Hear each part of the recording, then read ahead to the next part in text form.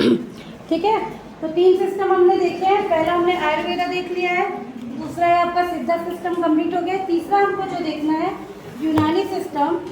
आप इसमें भी देखोगे कि लगभग चीज़ें सेम है, थोड़ी थोड़ी से अलग है, फिर से वही इनके नाम अलग आएंगे, है ना, थोड़ा फारसी वाला हो जाता है ये।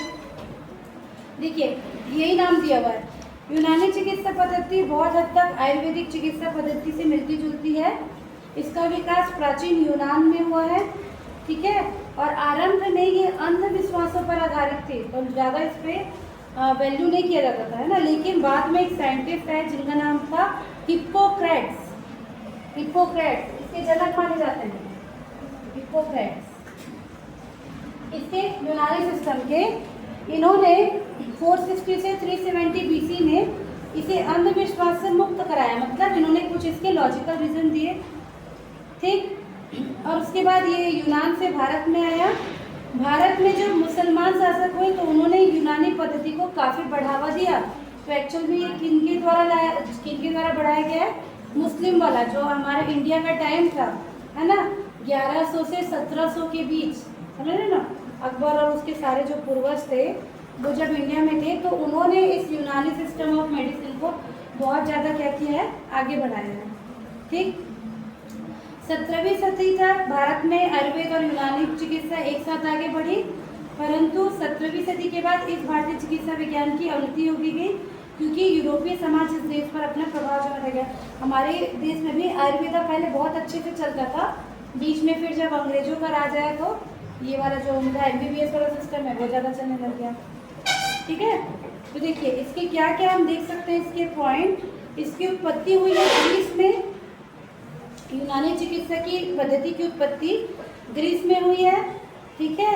और मिस्र और उसकी सहयोगी सभ्यता मेसोपोटामिया, पढ़ा हो गया आप लोग ज्योग्राफी वगैरह, वहाँ तक इसकी पूरी मतलब पकड़ है, बहुत ज़्यादा है। अरब देश के लोगों ने इसे अपनाया और इनका बहुत ज़्यादा विकास किया, ठीक।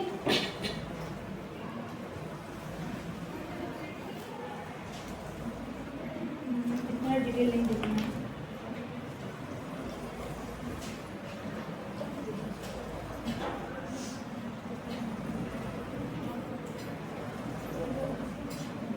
बहुत सारा हिस्ट्री दिया है ना, उतना हिस्ट्री नहीं देखना है, इसको देख रहे हो। चलिए इनके प्रिंसिपल देखते हैं। बेसिकली इसमें आपको 7 प्रिंसिपल देखने हैं, जो हमने अभी तक तत्व पढ़ा है, त्रिदोष पढ़ा है, उन्हीं को ये लोग अलग अलग करके 7 प्रिंसिपल के रूप में मानते हैं, ठीक है। तो उसके पहले 4 स्वभाव और 4 हास्य के गुण, इनके हमको नाम याद रखने हैं। यूनानी चिकित्सा 4 स्वभावों और 4 हास्यों के गुण पर आधारित एक प्राचीन यूनानी चिकित्सा पद्धति है, ठीक। और ये यूनानी चिकित्सा बीमारी या स्वास्थ्य के मानसिक, भावनात्मक, आध्यात्मिक और शारीरिक कारणों को पहचानती है।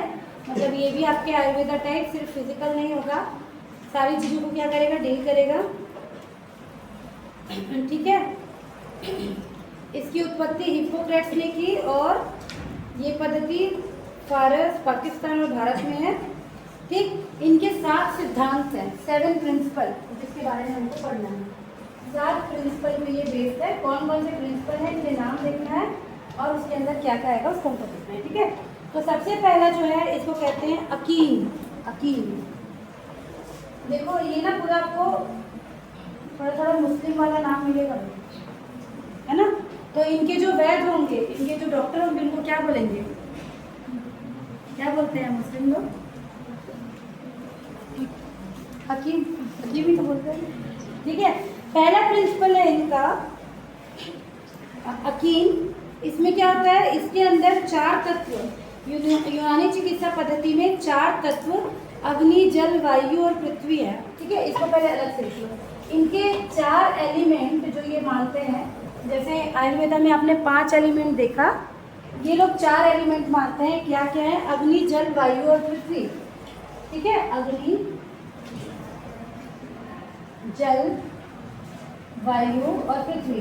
देखो ये जो तत्व है ये सभी में आ रहे हैं ना, एलिमेंट सभी में आ रहे हैं, आपके आयुर्वेदा में भी आ रहा है, सिद्धा में भी आ रहा है और यूनानी में भी आ रहा है। तो ये लोग 4 तत्व मानते हैं और ये चारों तत्व ये माना जाता है कि शरीर में मौजूद है। इनके अच्छे संतुलन और अच्छे स्वास्थ्य की ओर ले जाता है। और इनमें असंतुलन होने पे बीमारी पैदा होती है। ठीक है, ये हमको बात पता है। ठीक, तो जो ये पहला सिद्धांत है अकीन, ये यही बताता है कि इसके अंदर 4 तत्व आते हैं। दूसरा सिद्धांत है जिसको कहेंगे मिजाज। मिजाज वही वाला मिजाज जो हम वर्ड यूज करते हैं कि मिजाज कैसा है। ठीक है, तो इसको बोलते हैं स्वभाव। मिजाज को क्या बोलेंगे? स्वभाव या टेम्परामेंट, इसे स्वभाव भी कहा जाता है। और ये भी मनुष्य में 4 टाइप के होंगे। देखो, स्वभाव के मिजाज के अंदर फिर 4 टाइप आएंगे। कौन कौन से? पहला है रक्तवर्णी मिजाज, 4 होंगे, 4। पहला है आपका रक्तवर्णी, ब्लड से रिलेटेड। ठीक है, दूसरा है लिखिए कफवर्णी, कफ। कफ कहीं ना कहीं ये भी आपके जो त्रिदोष वाले हैं, वात पित्त कफ, उन्हीं से इनका जो होता है, बस नाम अलग अलग कर दिया है। रक्तवर्णी, कफवर्णी, भिन्नवर्णी और उदासी। भिन्नवर्णी और उदासी, तो ये 4 मिजाज होते हैं किसी भी पर्सन के अंदर। ठीक है, रक्तवर्णी मतलब ऐसे लोग गर्म और नम स्वभाव के होंगे। कफवर्णी मतलब ऐसे लोग ठंडे और नम प्रकृति के होंगे। भिन्नवर्णी मतलब इनका स्वभाव गर्म और शुष्क होता है। और उदासी मतलब ठंडे और शुष्क। ये स्वभाव से भी ये लोग क्या करते हैं? बीमारी को ट्रीट करते हैं। ठीक है, यूनानी चिकित्सा के अनुसार ब्रह्मांड में सभी चीजें, खनिज, पौधे, जानवर या मनुष्य उपयोग 4 प्रकृति के होते हैं। ये गुण विशिष्ट अनुपात में होते हैं। वास्तव में ठंडे, शुष्क, नम और गर्म प्रकृति के अनुपात को ही स्वभाव कहा जाता है। ठीक है, तो पहला हो गया आपका अकीन, ना है ना, अकीन। दूसरा हो गया मिजाज, दूसरा प्रिंसिपल। तीसरा प्रिंसिपल है जिसको कहेंगे अखलाक। अखलाक, अखलाक है ना, सारा इनका जितना भी वो होगा, डॉक्यूमेंट होगा, उसमें ऐसे ही नाम मिलेंगे, अखलाक। इसका मतलब होता है हास्य या ह्यूमर। तो यूनानी पद्धति में 4 प्रकार के शारीरिक हास्य हैं जो द्रव्य जैसे होते हैं। ठीक है, फिर इसके अंदर 4 आ गए। देखो, अखलाक फिर से 4 आ गए, 4 4 4 नाम हो गया है ना। 4 तत्व, पहले के अंदर 4 तत्व, दूसरे के अंदर 4 मिजाज, तीसरे के अंदर 4 अखलाक। क्या क्या है? ह्यूमर होते हैं ये। क्या क्या है देखिए, एक है जिसका नाम है दम। दम इधर लिखी है ना, अखलाक में पहला है दम। ठीक है, दूसरा है बलगम। ठीक है, बलगम, ये कफ वाला आ गया फिर से, बलगम। ठीक है, तीसरा है साफरा और चौथा है सौदा। साफरा पूरे वर्ड है वही वाले, वही वाले। और चौथा है सौदा। ठीक, ये 4 अखलाक हैं। तो ये क्या होते हैं? जैसे देखिए, मतलब ये सब क्या है? ह्यूमर है। दम मतलब, दम का मतलब होता है रक्त। दम का मतलब है रक्त, ब्लड से रिलेटेड बात कर रहा है ना। दम का मतलब है रक्त, मतलब ब्लड। ठीक, यह हवा तत्व और बसंत ऋतु से जुड़ा हुआ माना जाता है। दूसरा है बलगम, यह शीत ऋतु और जल तत्व से जुड़ा हुआ माना जाता है। तीसरा है साफरा, इसको कहेंगे येलो बाइल, पित्त। येलो बाइल समझते हैं? येलो बाइल, बाइल पिगमेंट होते हैं ना हमारे शरीर में, येलो बाइल। ठीक है, पित्त से रिलेटेड है। साफरा का मतलब है येलो बाइल, है ना, पित्त। ठीक है, ये किससे रिलेटेड है? ये ग्रीष्म ऋतु और अग्नि तत्व से जुड़ा हुआ है। और चौथा है सौदा। सौदा मतलब काला पित्त, ब्लैक बाइल, ब्लैक बाइल। सौदा का मतलब है ब्लैक बाइल। देखो, नाम अलग अलग है, सब में आपको कुल मिला के कफ, पित्त और मिजाज, गर्म ठंडा वही सब मिलना है। तो काला पित्त मतलब ये बसंत ऋतु और पृथ्वी तत्व से संबंधित है। ये 4 इनके अखलाक हो गए। ठीक, फिर चौथा प्रिंसिपल है जिसका नाम है आजा। लाइट चली गई क्या? आजा। ठीक है, चौथा तत्व देखिए, चौथा प्रिंसिपल है जिसका नाम है आजा। ठीक है, तो इसका क्या मतलब है? आजा का मतलब अंग और प्रणालियां। इसके अंदर ये ऑर्गन और उसके सिस्टम्स के बारे में बताते हैं। इसके अंतर्गत मानव शरीर में पाए जाने वाले समस्त ऊतक, अंग और तंत्र शामिल है। जिनका होना मनुष्य शास्त्र के लिए आवश्यक है। भाई अंग और तंत्र तो चाहिए, ठीक है। ये हो गया चौथा प्रिंसिपल, इसके अंदर कुछ नहीं है। पांचवा है आपका अरवाह। पांचवा है अरवाह।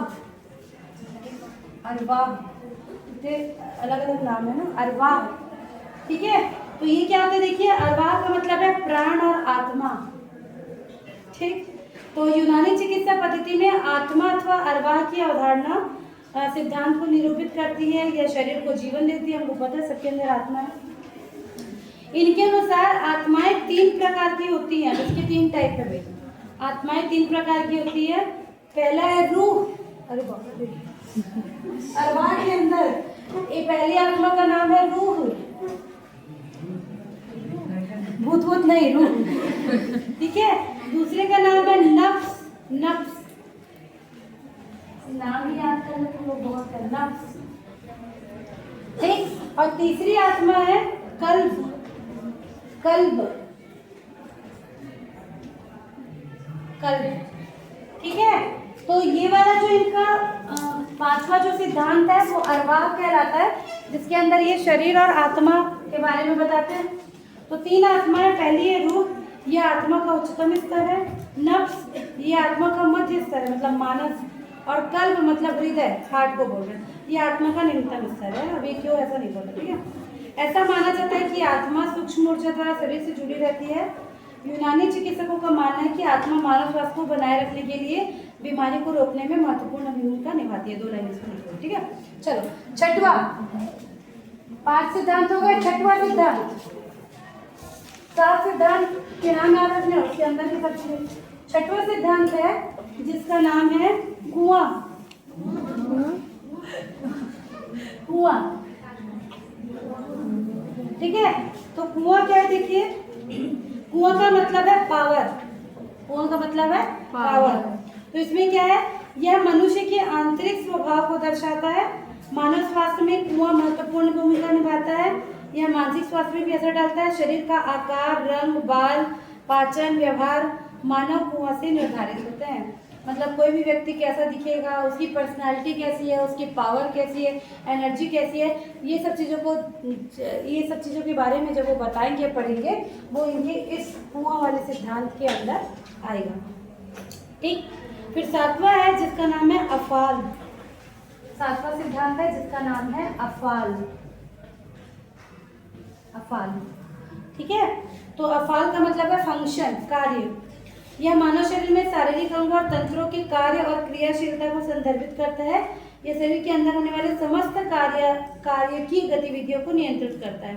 तो इसके अंदर फिर 7 टाइप हैं। अफाल के अंदर 7 टाइप हैं। क्या क्या है? सबसे पहले लिखिए हरकत। पहले लिखिए हरकत। हरकत मतलब गति, हिंदी में हम उसको बोलेंगे गति, इंग्लिश में मूवमेंट। दूसरा है सुकून, लिखो सुकून, हिंदी में आराम, इंग्लिश में रेस्ट। तीसरा है हिज्ब, हिज्ब, ही आधा ज ब, हिज्ब, हिंदी में पाचन, इंग्लिश में डाइजेशन। चौथा है तदब्बूर, त द आधा ब बूर, तदब्बूर, हिंदी में मतलब है अवशोषण और इंग्लिश में एब्जॉर्प्शन। पांचवा है इफ्तिफाग, इफ्तिफाग, फ के नीचे हलन, इफ्तिफाग है ना, हिंदी में निष्कर्षण और इंग्लिश में एक्सक्रीशन। हिंदी में निष्कर्षण, बाहर निकालना, निष्कर्षण। छठवा है तनसुख, छठवा है तनसुख, त न सुख, हिंदी में वृद्धि और विकास, इंग्लिश में ग्रोथ एंड डेवलपमेंट। और सातवां है इन जलत, इ न जलत, इन जलत, हिंदी में श्रावण, इंग्लिश में सेक्रीशन। ठीक, तो इनका जो 7वां सिद्धांत है ये क्या कहता है, इतने टाइप के फंक्शन है, कार्य हैं जो शरीर में होने हैं। लिख लिए, हरकत, सुकून, हिज्ब, तदब्बूर, इफ्तिफाक, तनसुख और इंजलत, इतना। तो ये सब ना इसी भाषा में याद करना है, फारसी, हिंदी वाला नहीं लिखना और इंग्लिश वाला नहीं लिखना, नंबर नहीं मिलेगा। ठीक है, हाँ है ना, क्योंकि भाई इनका सब कुछ आपको फारसी भाषा में मिलेगा, यूनानी पद्धति है। ठीक, फिर यहाँ पर इनका कुछ गतिविधि दिया वो काम का नहीं है। ठीक है, और तो ज़्यादा कुछ नहीं है। हाँ, इनका ट्रीटमेंट कैसे करते हैं इन लोग, तो सभी यूनानी उपचार 4 द्रव्यों को संतुलित करने, है ना, और शरीर की प्राकृतिक उपचार क्षमता में सहायता करने का प्रयास करते हैं। उचित भोजन की तैयारी और चयन सहित जीवन शैली कारकों को संबोधित करना द्रव्यों में असंतुलन को ठीक करने के लिए एक महत्वपूर्ण पहला कदम है। ठीक है, क्या दिया है? फिर देखो यूनानी में इतना ही है ना, इसके ग्रंथ वगैरह के बारे में ज़्यादा नहीं दिया है, थोड़ा सा दिया है, एक बता रही हूँ आपको, लिखिए, मतलब सुनिए।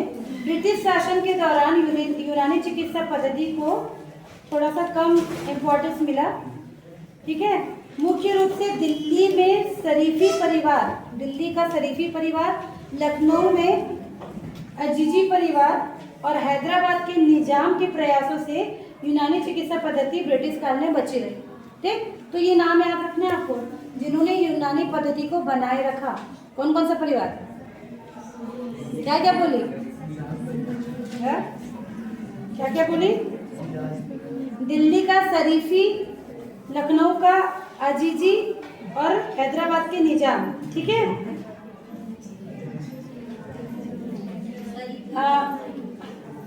ठीक है, ठीक। उसके बाद दिल्ली के मजीदी परिवार, विशेष रूप से उकेम अब्दुल हदीम ने यूनानी दवा उद्योग के आधुनिकीकरण में महत्वपूर्ण भूमिका निभाई। एक नाम आपको याद रखना है जिन्होंने इसके लिए बहुत काम किया, क्या नाम है? उकेम अब्दुल हमीद, 1908 से 1999, नाम लिख लो, उकेम अब्दुल हमीद। इन्होंने क्या किया है? यूनानी दवा उद्योग के आधुनिकीकरण का काम किया है। ठीक, और ये जो व्यक्ति थे उकेम अब्दुल हमीद, इन्होंने नई दिल्ली में चिकित्सा इतिहास एवं चिकित्सा अनुसंधान संस्थान की स्थापना की, जो 1989 में एक मानद विश्वविद्यालय जामिया हमदर्द के रूप में विकसित हुआ। एक इन्होंने यूनिवर्सिटी खोला यूनानी पद्धति को बचाने के लिए, जिसका नाम था मानद विश्वविद्यालय जामिया हमदर्द, ये यूनिवर्सिटी का नाम है। ठीक है, चलो इतना इसके बारे में हिस्ट्री याद रखोगे, और तो ज़्यादा कुछ है नहीं। ठीक, फिर यूनानी चिकित्सा में पद्धति में उपयोग होने वाले कुछ जंतु उत्पाद हैं। मतलब देखो ये भी प्लांट को यूज करते हैं, क्या क्या प्लांट यूज करते हैं उस दिन में बताई थी ना, जैसे ये भी यूज करते हैं आपका एलोवेरा। ठीक है, एलोवेरा को यूज करते हैं, लेकिन उसका हमको फारसी नाम याद रखना पड़ेगा। क्या था उस दिन बताई थी, क्या था? एलोवेरा का फारसी नाम है सब्र। सब्र।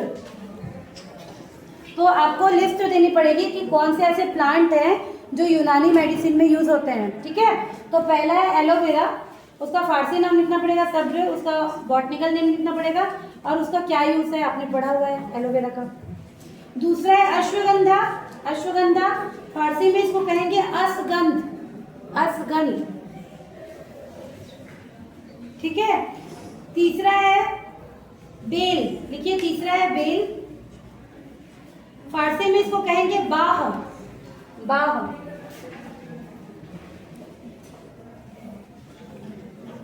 ठीक, फिर आंवला, लिखिए आंवला, आंवला को फारसी में कहेंगे अमूलेह, अमूलेह।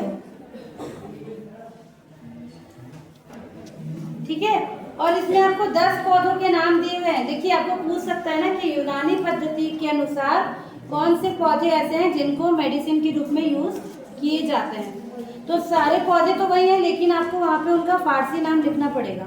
ठीक, तो इसको लिखो मत, मैं बस आपको बता रही हूँ, जिसका पीडीएफ तो मैं दूंगी। आंवला का हो गया, लहसुन को कहते हैं सीर, प्याज को कहते हैं प्याज, अदरक को कहते हैं जंजाबील, बेल को कहते हैं बाग, केसर को कहते हैं जाफरान। ठीक है, फिर काली मिर्च को कहते हैं फिलफिल स्याह। ठीक है, तो इस तरह से कुछ है। इसके अलावा यूनानी पद्धति में खनिज औषधियों के अतिरिक्त कई प्रकार के जानवरों से प्राप्त उत्पाद को भी यूज किया जाता है। जैसे कि यूनानी पद्धति में यूज किया जाता है, वो पहला है हनी, शहद। शहद को भी उन लोग दवाई के रूप में क्या करेंगे, उपयोग करेंगे। ठीक है, ये घाव को भरने, प्रतिजैविक पदार्थ के रूप में, टॉनिक के रूप में यूज किया जाता है। दूसरा है मिल्क और डेयरी प्रोडक्ट, दूध और डेयरी उत्पाद। तीसरा है अंडे, एग्स को भी इन लोग मेडिसिन की तरह उपयोग करते हैं। और चौथा मांस, मांस को भी ये लोग यूज करते हैं ना, यूनानी लोग तो ये करते ही हैं। तो जानवरों और पक्षियों से भोज्य पदार्थ, खासकर मांस, अंडा उच्च गुणवत्ता वाले होते हैं। अतः शारीरिक बल मजबूती के लिए यूनानी चिकित्सा पद्धति में मांस तथा पक्षियों के अंडे और मांस को सर्वोत्तम पोषक पदार्थ माना गया है। और हम हिंदू लोग के लिए तो है नहीं। ठीक है, चलो यूनानी पद्धति के बारे में इतनी चीज आपको बतानी है। 7 प्रिंसिपल, किसको नाम याद हो गया? क्या क्या नाम है?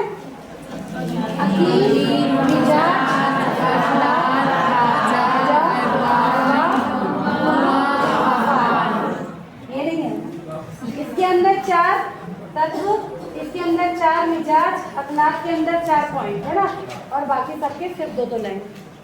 ठीक, अगर आपको यूनानी पद्धति पूछता है तो थोड़ा सा 2-4 लाइन में हिस्ट्री, जो मैंने नाम बताया, जिन्होंने वो यूनिवर्सिटी रखा है, इसमें और कुछ होगा तो मैं आपको अंडरलाइन करके इसका PDF डालूंगी।